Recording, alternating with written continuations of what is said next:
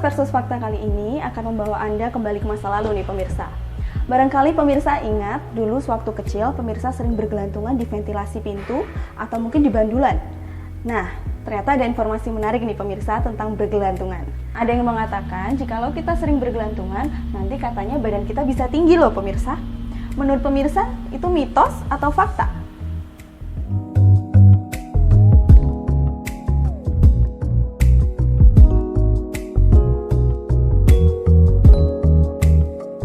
Pernah dengar sih Mbak, cuman kalau tahu secara benernya, cara ilmiahnya belum pernah tahu. Oh iya pernah. Pernah.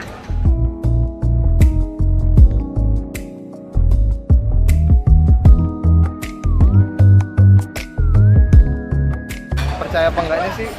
Percaya aja sih, soalnya kan kayak itu kan kegiatan fisik ya, dan itu kayak lebih baik daripada tidak kegiatan fisik. Kalau menurutku sih bisa-bisa aja sih Mbak. Kalau aku sih sedikit percaya sih Mbak, soalnya kan kalau misalnya kita gelantungan tuh kayak sistemnya otot kita teregang gitu kan.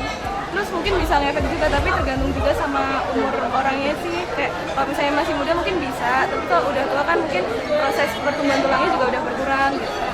Percaya sih.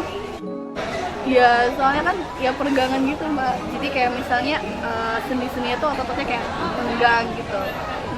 Percaya. Soalnya saya dulu waktu kecil sering juga kayak gitu dan merasa kayak meregang juga otot. Semakin seru ya pemirsa pembahasan kita kali ini.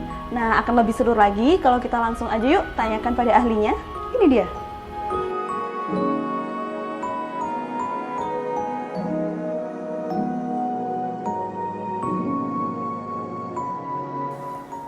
Jawab secara tegas, mitos.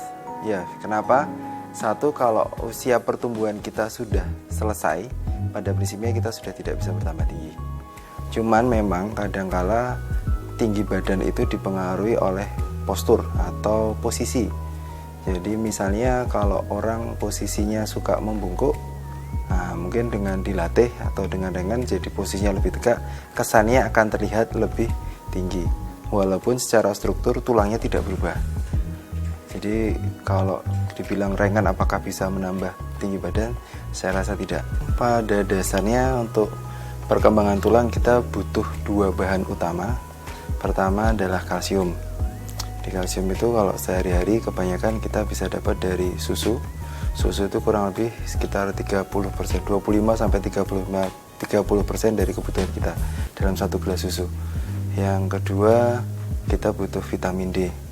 Nah, vitamin D itu biasanya berasal dari banyak, bisa dari kuning telur atau ikan-ikanan, ya, terutama ikan laut. Jadi dua kebutuhan itu yang biasanya kita perlukan utamanya untuk pertumbuhan tulang. Nah, terjawab sudah kan pemirsa kesimpang siuran di masyarakat mengenai kesehatan tulang dan kaki? Makanya nantikan informasi-informasi menarik lainnya yang akan kita bahas secara tuntas bersama hanya di Mitos versus Fakta, memberi kebenaran yang nyata. Dan jangan lupa untuk terus saksikan Ina Health TV, Trusted Health Channel. Sampai jumpa!